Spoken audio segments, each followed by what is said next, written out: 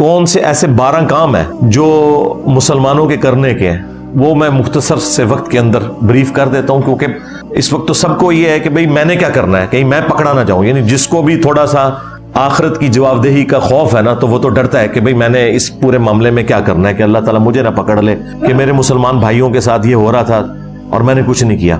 تو اس کانٹیکسٹ میں نے 12 علمی پوائنٹس کی شکل کے اندر 12 ٹاسک یعنی 12 کرنے کے کام، ان میں سے بھی پہلے 2 کام وہ ہیں جو ہم سب نے کرنے ہیں، خواہ حکمران ہے خواہ عوام الناس ہے، اور جو بعد کے 10 کام ہیں وہ صرف حکمرانوں کے کرنے کے ہیں، اور وہ ان کو ہم نے اس کے اوپر ابھارنا ہے کہ انہوں نے یہ کام کرنے ہیں. ٹاسک نمبر 1 وہ ہے اللہ کے حضور دل سے گڑ گڑا کر اپنے مسلمان بھائیوں کے لیے دعا کرنا. دعا مومن کا ہتھیار ہے جی، یہ ذہن میں رکھیے گا. دعا سے وہ مسئلے حل ہوتے ہیں جو تدبیروں سے حل نہیں ہوتے، اور یہ اللہ نے ہمیں حکم بھی دیا ہے کہ ہم نے دعا مانگنی ہے. ادعونی استجب لکم، اے میرے بندو مجھ سے مانگو میں تمہیں دوں گا. اور پھر ساتھ فرمایا ان الذین یستکبرون عن عبادتی، جو تکبر کریں گے میری اس عبادت سے، یعنی مجھ سے دعا نہیں کریں گے، میں انہیں عنقریب ذلیل و خوار کر کے جہنم میں پھینکوں گا. وَلِعَوْذُ بِاللَّهِ تعالی. ہمارا رب وہ شہنشاہ ہے کہ اس سے نہ مانگے تو وہ ناراض ہوتا ہے. باقی شہنشاہ تو مانگنے کے اوپر ناراض ہوتے ہیں نا، اللہ وہ شہنشاہ ہے کہ جس سے نہ مانگا جائے وہ ناراض ہو جاتا ہے. تو دعا آپ نے مانگنی ہے، یہ ایک حق ہے مسلمان کا دوسرے مسلمان کے اوپر. اللہ تعالیٰ نے سورۃ الحجرات میں فرمایا انما المؤمنون اخوہ، مومنین تو اس کے سوا کچھ نہیں کہ وہ آپس میں بھائی بھائی ہیں.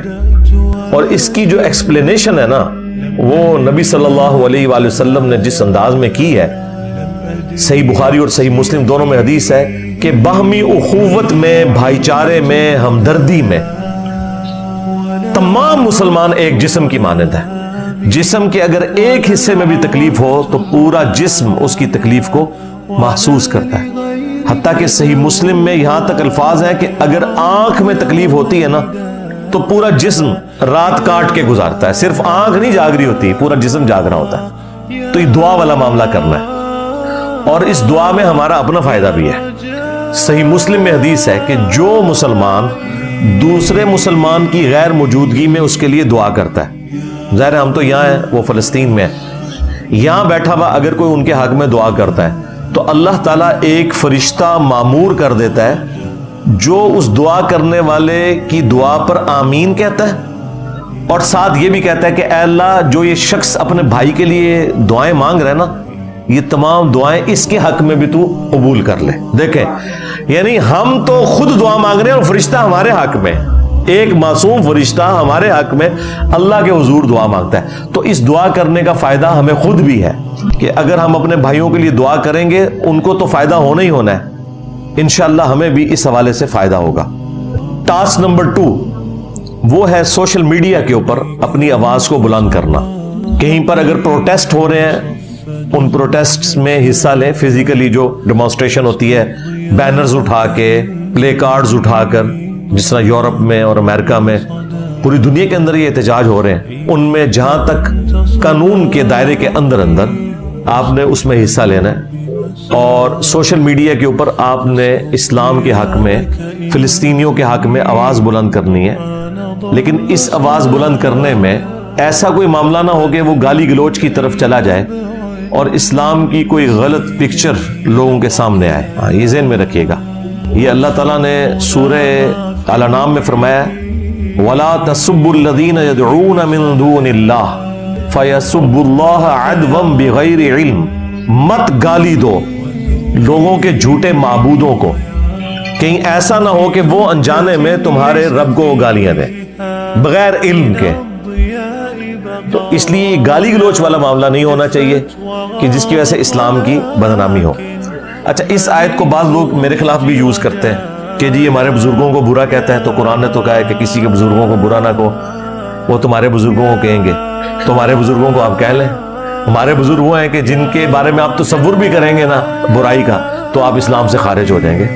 تو مر جاؤ آرام موت، ٹھیک ہے، ہمیں تو کوئی فرق نہیں پڑتا. دوسرا، یہ آیت کافروں کے بارے میں ہے، مسلمانوں کے لیے نہیں ہے. مسلمانوں میں اگر کوئی شخص اسلام کے ساتھ غداری کر رہا ہے تو اس کے لیے تو قتل مرتد کی سزا ہوگی. وہ تو اسلام کی روح سے منافق ہے. اس کو ننگا کرنا ہر مسلمان کی ذمہ داری ہے, وہ اسے گالی دینا نہیں ہے. اسی لیے میں کہتا ہوں کہ آپ ہمارے مخالفین جو ہو نا, آپ لوگ کافر ہو جو چھوڑ دیں گے آپ کو, لیکن مسلمان ہو کر نام لو اللہ اور اس کے رسول کا, چندے اکٹھے کرو اللہ اور اس کے رسول کے نام کے اوپر عز و جل و صلی اللہ علیہ وآلہ وسلم, سواریاں سوار کرو مکے اور مدینے کا نام لگا کر, یہ آوازیں دے کر, اور انہیں پھینکو اپنے بابوں کی درگاہوں کے اوپر ان فرقوں میں جا کے, تو پھر تو ہم تمہارا لحاظ نہیں کریں گے. بالکل غداروں کے لیے نہیں ہے یہ چیز, یہ بالکل ڈیفرنٹ چیز ہے. اسی کانٹیکسٹ میں سورۃ المائدہ میں اللہ تعالیٰ نے فرمایا کہ وَلَا يَجْرِمَنَّكُمْ شَنَآنُ قَوْمٍ عَلَىٰ أَلَّا تَعْدِلُوا اعْدِلُوا هُوَ أَقْرَبُ لِلتَّقْوَىٰ. دیکھنا کسی قوم کی دشمنی تمہیں اس پہ نہ ابھارے کہ تم انصاف کا راستہ چھوڑ دو. انصاف کا راستہ اختیار کرو, یہی تقوی کا راستہ ہے, یہی تقوی کے قریب ہے. یعنی یہ اسپیسیفکلی تو صحابہ کرام کے بارے میں تھا کہ مشرکین عرب کی دشمنی آپ کو اس پہ نہ ابھارے کہ آپ انصاف کا راستہ چھوڑ دیں. اگرچہ وہ آپ کے دشمن ہیں لیکن آپ نے انصاف کا راستہ نہیں چھوڑنا. نہ حق کسی کے ساتھ کوئی زیادتی والا معاملہ نہیں ہونا چاہیے. یہاں پہ بھی ہم نے اپنے معاملات کو سوشل میڈیا میں یا پروٹیسٹ میں ایک پازیٹیو انداز میں لے کے چلنا ہے. میں تو یہ جو پتلے جلانا, اسی طریقے سے زمین کے اوپر کسی ملک کے جھنڈے کو ڈال کے اس کے اوپر کانٹے پھیرنا یا گاڑیاں چڑھانا, یہ کوئی علمی طریقہ ہے؟ مجھے بتائیں اس کا کیا امیج آتا ہے کسی کے سامنے؟ آپ علمی طریقے سے چیزوں کو ہائی لائٹ کریں اور بتائیں کہ یہ اسلام کی تعلیمات ہیں.